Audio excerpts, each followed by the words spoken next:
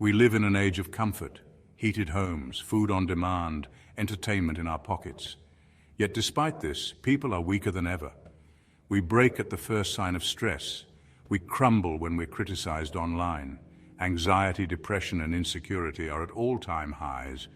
But 2,000 years ago, there was a philosophy forged in fire, Stoicism, a philosophy that taught emperors, slaves, and soldiers how to endure exile, betrayal, pain, and even death without losing their composure. The Stoics were untouchable. And if you learn to play by their rules, you can be untouchable too. No insult, no setback, no rejection will have power over you. So, how does Stoicism make you unbreakable in a weak modern world? Come with me as we step inside their minds. Everywhere we look, weakness is celebrated. People argue endlessly on social media. They take offense at words, collapse under pressure, and retreat into victimhood. Seneca, writing nearly 2,000 years ago, diagnosed the same illness. We suffer more often in imagination than in reality. Our minds exaggerate threats. We imagine disasters that never arrive. We inflate small problems into unbearable burdens. This is modern weakness, letting imagination rule us instead of reason. The Stoics flipped the script. They said, if you master your mind, no one can master you. Marcus Aurelius, Emperor of Rome, surrounded by war, plague, and political betrayal, wrote in his private journal, "The mind is like an inner citadel, a fortress no enemy can ever storm." Picture it. Marcus is in a military camp on the Danube frontier. His generals betray him. His own people die in plague, and yet night after night he writes meditations not about power or glory, but about discipline. He trains his mind like a soldier trains his body. The Stoic secret is this: the world outside is chaos, but inside your mind you can build a fortress. That's why the Stoics journal, to strengthen the walls of that fortress. Today, journaling or reflection works the same way. Instead of doom-scrolling Twitter, write down what you can control and let go of what you can't. That's how you build your citadel. Most people run from pain. They medicate it, complain about it, avoid it, but the Stoics saw pain differently. It was training.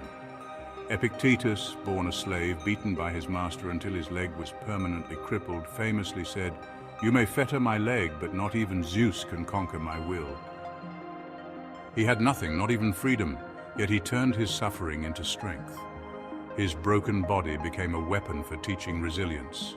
Modern people avoid discomfort, but discomfort is the training ground of strength. The Stoics deliberately sought it out. Seneca slept on hard floors to remind himself he could endure poverty. Cato walked barefoot through Rome, wearing simple clothes while senators mocked him, training himself to ignore ridicule. In our world of instant comfort, you become unbreakable by leaning into discomfort. Engage in cold showers, fasting, hard physical and mental training. Rise yourself above the weakness and mediocrity to build yourself into something truly exceptional.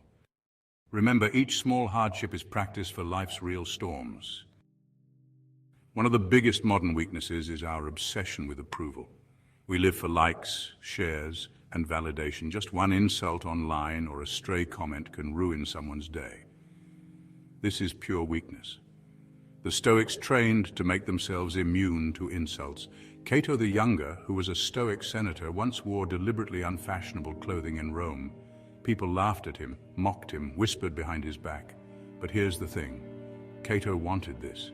He wanted to train indifference to ridicule, to be free from the opinions of others.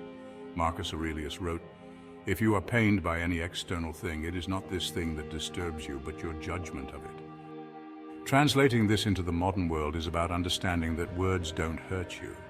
Your reaction to them does.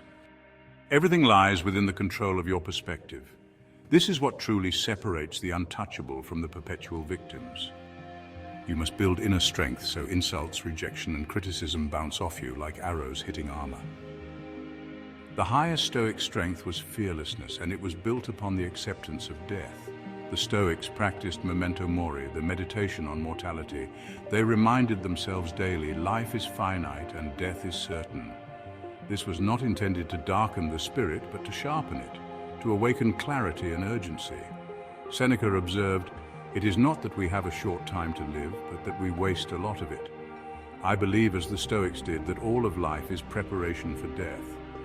Every challenge, every hardship, every act of discipline is training for the final moment, the one test that cannot be avoided.